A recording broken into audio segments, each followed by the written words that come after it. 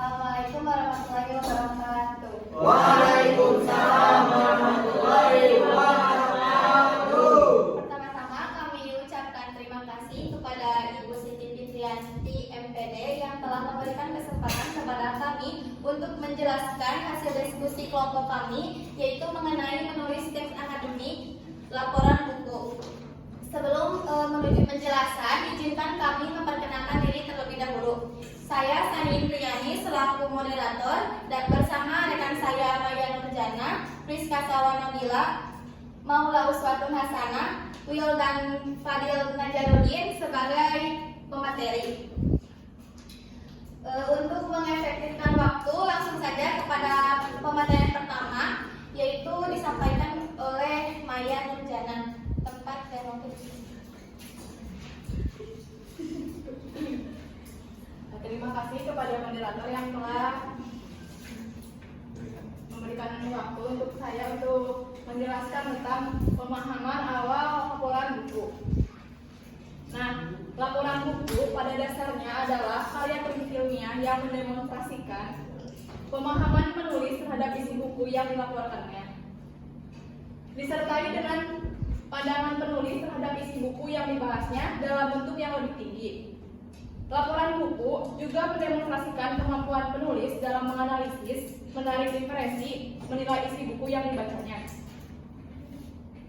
Nah, ada beberapa kriteria yang harus diperhatikan dalam menulis laporan, bab atau artikel jurnal ilmiah dan dapat diuraikan antara lain. Untuk yang pertama, buku tersebut harus aktual, paling lama dalam kurun waktu 5 tahun dan semakin baru semakin baik. Untuk yang kedua, buku tersebut sebaiknya terpilih karena kualitasnya.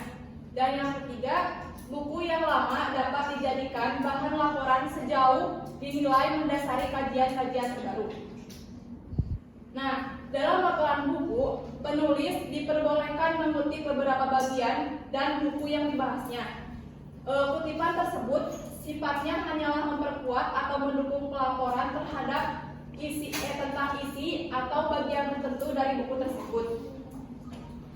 Kutipan ini tidak boleh menjadi sesuatu yang dominan dalam laporan buku yang disusun. Dalam buku, penulis diharuskan merumuskan isi pokok, pemikiran pengarang dari buku yang bersangkutan dan berkomentar terhadap isinya. Nah, dalam laporan buku, kita dapat dibedakan menjadi 5 jenis.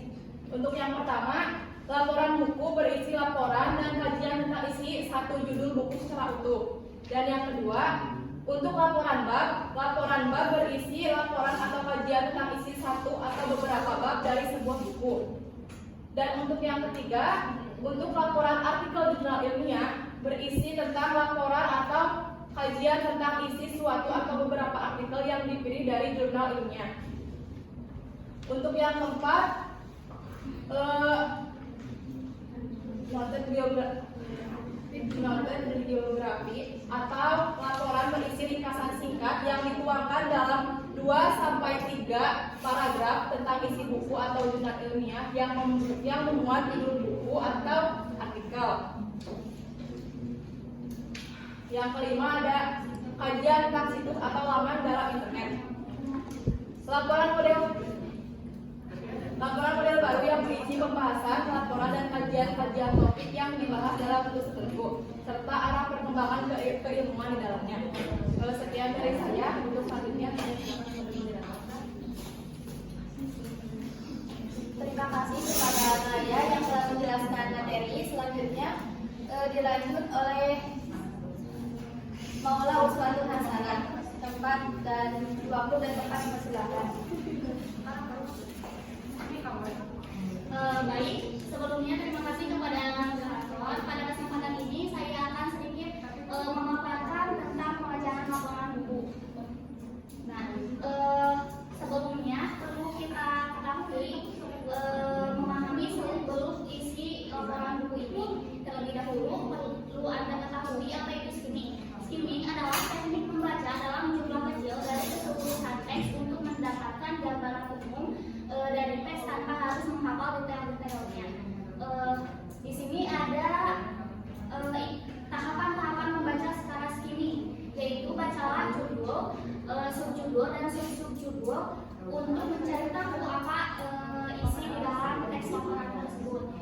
kedua ada perhatikan ilustrasi foto jika ada untuk memahami lebih jauh lagi. Yang ketiga, carilah kata kunci. Yang keempat, lanjutkan dengan berpikir mengenai arti teks tersebut. Di sini ada sebuah laporan buku memuat unsur-unsur sebagai berikut. Yang pertama, pendahuluan. Yang kedua, ringkasan isi buku. Ketiga, bahan pembahasan. Yang keempat, keunggulan dan kelemahan isi buku. Yang terakhir, penutup. Selanjutnya ada langkah-langkah penyusunan laporan buku. Apabila menelusuri secara benar teks laporan buku akan memperoleh gambaran bahwa struktur teks buku sejalan dengan langkah-langkah penyusunan teks laporan buku. Hal tersebut dapat dilihat sebagai berikut. Pertama, memikirkan fokus yang akan dikaji. Yang kedua, mencari buku yang relevan. Yang ketiga, mempersempit ide kajian. Membuat ulasan pengantar isi buku. Menemukan pokok-pokok isi buku. Selanjutnya, mengkaji isi buku. Mencari buku sejenis sebagai pendamping. Membandingkan isi buku yang diulas berdasarkan buku pendamping. Menemukan kelemahan dan keunggulan buku yang diulas. Yang selanjutnya, Anda puas ya atau tidak. Selanjutnya, menyusun draft lengkap. Terus merevisi draft. Yang terakhir, menyerahkan laporan buku. Selanjutnya ada pengkajian bagian pendahuluan. Bisa dilihat contohnya bagian pendahuluan. Pada bagian pendahuluan menguraikan keadaan buku yang dilaporkan meliputi judul, pengarang, tahun terbit beserta penerbitnya. Pada bagian pendahuluan ini diuraikan secara jelas dan ilmiah mengapa memilih buku, bab atau artikel ilmiah tersebut. Selanjutnya pada ringkasan isi buku. Pengkajian bagian ringkasan isi buku. Dalam pengkajian ini memaparkan penulis tidak diperbolehkan hanya mencantumkan ringkasan isi buku, melainkan harus mampu menunjukkan bukti pemahaman penulisannya atau isi buku. Penulis harus pula mengajarkan isi laporan dengan kepentingannya dalam menyusun laporan tersebut. Selanjutnya pembahasan. Pada pengkajian bagian pembahasan ini, pembahasan merupakan analisis kritis dari aspek yang dibahas dalam buku, berisi perbandingan dengan sumber ilmiah lain dan mengungkapkan kelebihan atau kekurangan dari buku oleh penulis.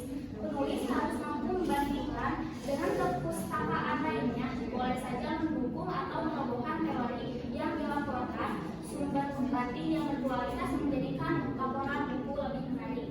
Selanjutnya, penulis harus menunjukkan penilaian atas isi buku tersebut. Kemampuan menilai buku dengan argumentasi yang kuat meningkatkan nilai laporan buku yang kuat. Selanjutnya, saya kembalikan kepada moderator. Terima kasih kepada Naura yang telah menjelaskan materi. Kemudian materi selanjutnya dijelaskan oleh Fisika. Waktu dan tempat dipersilakan.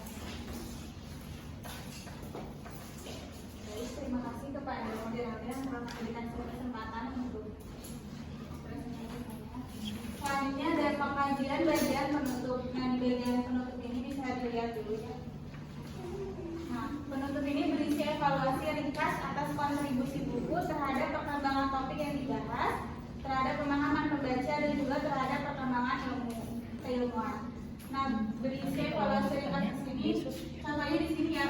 Dapat menyimpulkan beberapa sebagai berikut, yaitu ini ringkasan singkatnya. Terus berisi penilaian hasil penulis dalam hal positif yang terdapat di dalamnya. Nah, contohnya ada di sini. Keunggulan utama adalah kejelian dalam memaparkan langkah-langkah praktis. Di sini contohnya. Terus penulis juga secara bijak memberikan saran kepada pembaca akan pentingnya atau tidaknya membaca buku yang dilaporkannya. Jadi di bagian penutup ini penulis juga memberikan saran penting atau tidaknya di kalangan mana buku ini dibaca, laporan buku ini dibaca.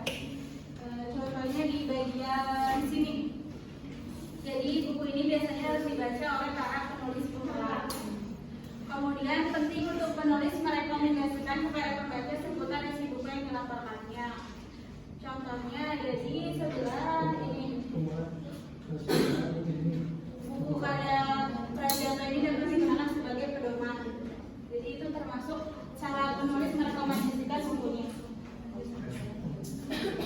Kemudian pengkajian bagian daftar pustaka. Bagian ini harus memuat seluruh sumber perpustakaan yang digunakan dalam membuat laporan buku. Nah, jadi sumber-sumber perpustakaan misalnya untuk membuat laporan buku ini kan kita perlu membandingkan dengan sumber-sumber lainnya.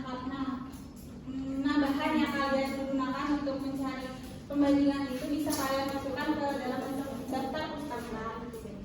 Selanjutnya, teknik penulisan daftar pustaka pun harus menggunakan kaidah yang berlaku baik teknik Harvard maupun teknik American Psychological Association. Kemudian, mengorek struktur bahasa laporan buku. Laporan buku harus ditulis dengan menggunakan bahasa akademik sebagaimana yang telah dipaparkan pada pertemuan pertama. Jika diperhatikan secara mendalam, paragraf yang ada di atas warna pink terdiri atas kalimat yang sederhana secara strukturnya. Kita contohnya dulu di kalimat pertama, banyaknya anggapan bahwa menulis itu sulit perlu segera ditepis. Nah, banyaknya anggapan bahwa menulis itu sulit merupakan subjek dan perlu segera ditepisnya termasuk ke dalam finit. Nah, kenapa disebut sederhana secara struktur? Karena terbukti dengan hanya terdapat satu finit dalam kalimat tersebut yang mendukung ciri keilmiahan teks akademik sebagai bentuk pemadatan informasi. Kemudian, penggunaan kata di tepi sebelah sini menunjukkan pula bahwa penggunaan kalimat pasif dipandang lebih menyederhanakan kalimat. Nah, mungkin masih ada yang bingung apa itu finit. Jadi finit itu merupakan kata kerja yang menyatakan waktu, orang, dan bilangan. Kata kerja finit ini sering disebut juga sebagai predikat. Sekian dari saya serahkan kepada Pak Diasa. Terima kasih kepada Rizka yang telah menyampaikan materinya.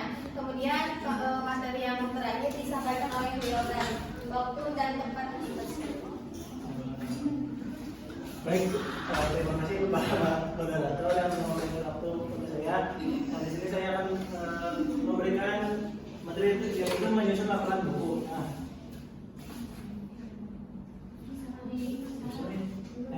yaitu Alia ilmiah ditulis dengan HPS 4. Nah, spesifikasinya itu yang pertama adalah program dengan menggunakan huruf Times New Roman atau Tamama atau bisa dibilang Arial.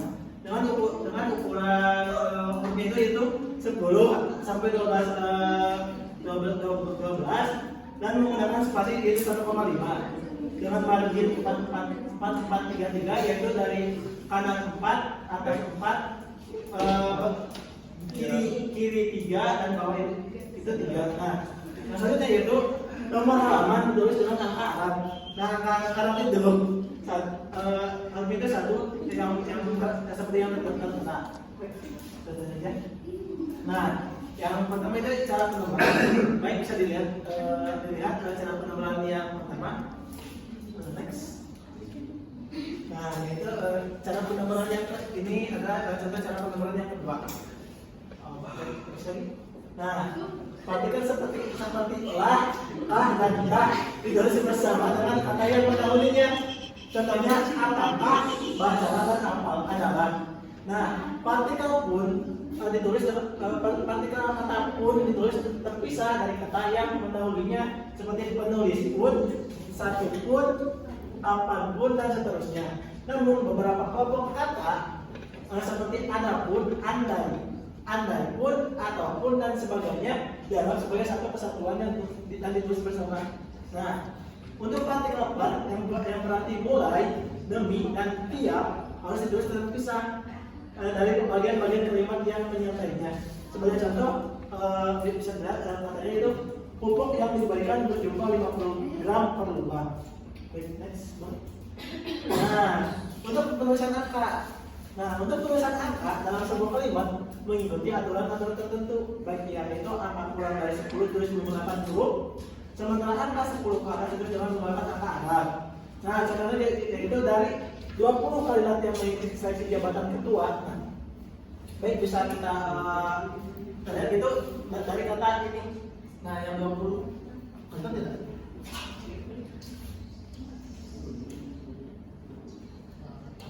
Nah, yang kata ini yang 20. Yang saya kan itu persyaratan sebagai aturan. Nah, itu untuk semua matematika, kimia, statistika dan lainnya ditulis menggunakan angka Arab juga. Nah, persentase tanggal nomor rumah, nomor telepon, jumlah orang, nama desimal dan angka yang disertai dengan singkatan itu menggunakan angka Arab. Nah, kalau maunya itu besar dan seterusnya digunakan untuk mengambil nomor terdapat dalam sebuah dokumen. Next. Nah, itu yang selanjutnya itu penulisan singkatan. Nah, yang pertama nama lengkap pertama kali diundi oleh singkatan resmi dalam tanda kurung. Nah, yang kedua itu penggunaan singkatan resmi yang sudah diperkenalkan tanpa perlu nama lengkap lagi. Nah, yang selanjutnya yang ketiga itu singkatan tidak umum atau tidak resmi tidak diperbolehkan kecuali untuk satuan ukuran tertentu seperti kilometer, meter, dan kilogram. Next. Nah, penulisan kutipan dan sumber kutipan.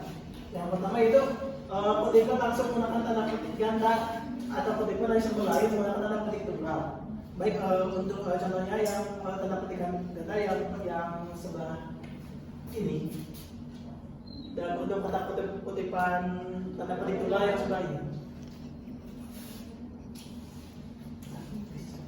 Kutipan pendek diambil oleh tanda petik ganda, sedangkan kutipan panjang tanpa tanda petik. Nah, yang ketiga itu bagian yang dihilangkan dari kutipan ditandai dengan titik 3 titik. Yang selanjutnya penulisan sumber kutipan mencantumkan nama penulis, tahun penerbit, dan nomor halaman. Untuk merujuk pada sumber lain dengan pendapatan yang sama, sebutkan siapa yang menemukan pendapat tersebut. Yang selanjutnya itu penulisan kutipan. Jika ada lebih dari satu penulis, gunakan et al. Setelah nama belakang pertama. Jika bukan nama penulis yang sama dengan tahun yang sama, tambahkan huruf A, B, dan seterusnya setelah tahun penerbitan. Jika sumber kutipan tidak memiliki nama, gunakan inisial nama dan tahun penerbitan. Kutipan dari internet mencantumkan nama penulis dan tahun publikasi, sebagai suatu kabar atau majalah, menyatakan nama penulis, nama penerbit, dan edisi. Nah, dalam pemesanan dalam laporan buku ada 5 poin. Yang pertama, teknik baca teks itu skimming dan scanning. Nah, yang selanjutnya pencatatan pendapat. Nah, nama pengarang, halaman buku, tahun buku, judul buku, dan inti pendapat. Untuk poin yang ketiga itu pengelompokan pendapat, yaitu membandingkan memilih yang relevan, berkesinambungan atau bertentangan. Untuk poin yang keempat itu pengorganisasian pendapat. Nah, yaitu penyusunan terstruktur, penggunaan kata sambung, dan penambahan pembelajaran atau kesimpulan. Untuk yang terakhir itu hindari pengutipan berlebihan seperti KTI adalah hasil organisasi pendapat, bukan sekedar perangkuman atau penyalingan. Nah, dalam pembuatan data pustaka ada 3 poin. Yang pertama itu data pustaka kumpulan sumber informasi yang berlaku dan ditulis dalam tulis. Aturan penulisannya yaitu pengurutan alfabetis, nama pengarang, tahun penerbit, judul sumber dicetak miring, dan pembebasan kota tempat penerbitan.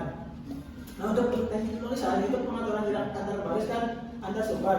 Nah, untuk teknik penulisannya itu bisa menggunakan harapan, apasta, serta atau nulis untuk berkualitas jadi sumber. Next lagi.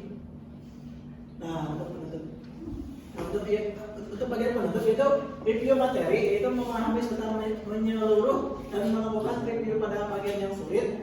Pembuatan rangkuman itu membuat rangkuman lebih dari 3 paragraf dan yang mencegah isi keseluruhan bab. Nah, yaitu saat ini itu diskusi dengan teman, karena membandingkan hasil pekerjaan dengan teman sejauh dan mendiskusikan argumen. Yang sudah itu perbaiki rangkuman karena memastikan seluruh materi dalam tersebut secara komprehensif.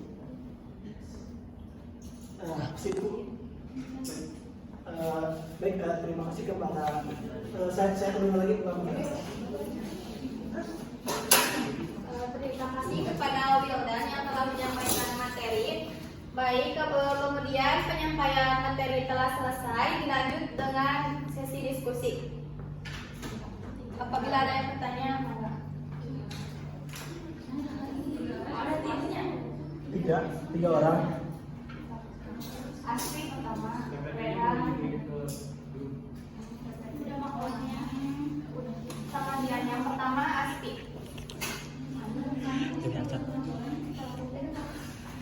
Baik.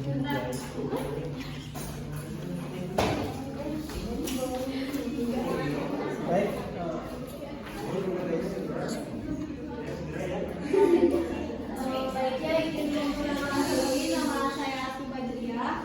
Izin bertanya, tadi kan disebutkan ya ada langkah-langkah penyusunan teks laporan buku. Bagaimana jika menyusun teks laporan buku itu tidak sesuai dengan langkah-langkahnya, apakah boleh atau tidak? Terima kasih. Bagaimana jika menyusun teks laporan buku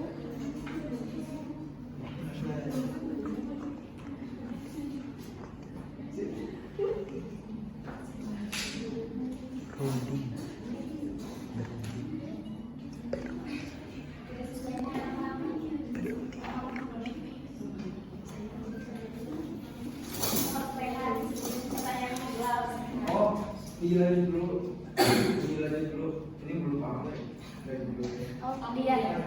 Belum supaya Baik, terima kasih atas kesempatannya. Dan sebelumnya saya ingin Bazina izin bertanya, mengapa dalam penulisan laporan buku itu tidak boleh menulis kutipan yang dominan? Seharusnya kan kita mengutip lebih banyak hal lebih baik. Bisa dijelaskan apa alasannya? Terima kasih. Tidak boleh dominan.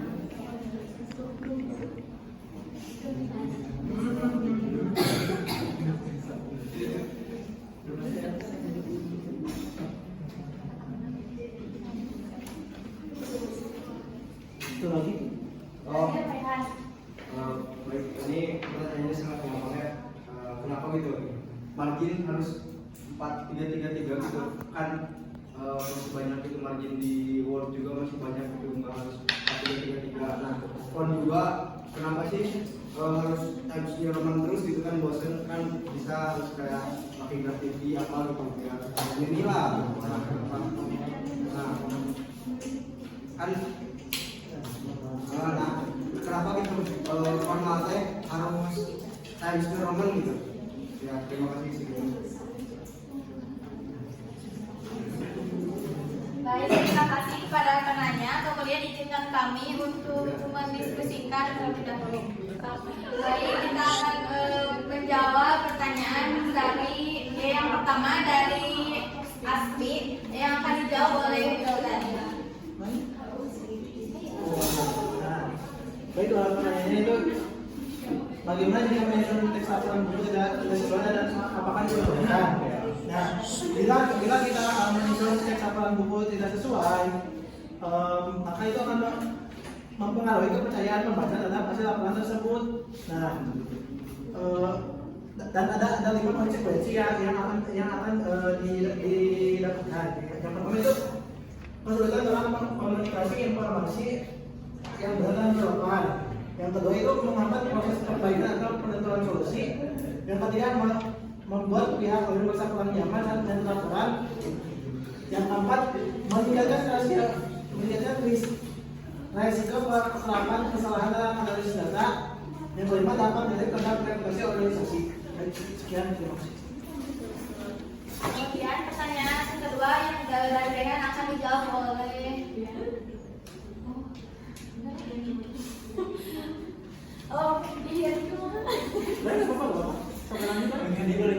Back and action. Baik, pertanyaan kedua dari dia yang akan dijawab oleh Maya. Ingin menjawab pertanyaan dari Dian. Untuk pertanyaannya, mengapa dalam penulisan laporan buku tidak menggunakan kutipan yang dominan? Bukankah lebih banyak mengutip lebih bagus dan terpercaya? Untuk jawabannya, meskipun kutipan dapat meningkatkan kepercayaan atau otoritas suatu teks dengan memberikan dukungan dari sumber-sumber yang terpercaya, penggunaan kutipan yang berlebihan atau dominan juga dapat mengganggu alur narasi atau menurunkan nilai kreativitas dalam penulisan.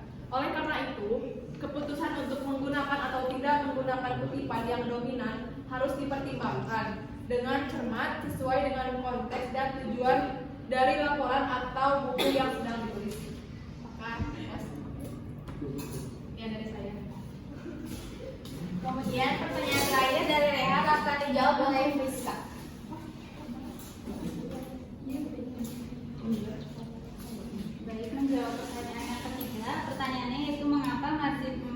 333 dan font Times New Roman dalam pengumpulan tugas formal itu diharuskan gitu. Sebenarnya Mat, tidak ada aturan yang mengharuskan margin 4333 atau menggunakan font Times New Roman secara khusus untuk tugas formal. Namun dalam konteks formal seringkali disarankan untuk menggunakan margin yang cukup lebar untuk memudahkan pembaca dalam membaca dan menandai dokumen, serta menggunakan font yang mudah dibaca seperti Times New Roman karena kejelasannya dan keseragaman penampilannya. Namun, preferensi ini dapat bervariasi tergantung pada pedoman dan pilihan dosen, institusi atau organisasi tempat menyerahkan tugas tersebut. Jadi sekian. Cukup. Jadi penjelasan materi dan diskusi telah selesai. Izinkan saya membacakan kesimpulan. Laporan buku pada dasarnya adalah karya ilmiah yang mendemonstrasikan pemahaman penulis terhadap isi buku yang dilaporkannya, disertai dengan pandangan penulis terhadap isi buku yang dibahasnya dalam bentuk yang lebih tinggi. Kemudian, laporan buku memberikan pemahaman yang mendalam tentang isi, nilai, dan relevansi sebuah buku, serta membantu pembaca untuk membuat keputusan apakah buku tersebut sesuai dengan minat atau kebutuhan mereka. Mungkin sekian yang dapat kelompok kami sampaikan. Mohon maaf atas segala kekurangan dan kesalahannya. Wassalamualaikum warahmatullahi wabarakatuh.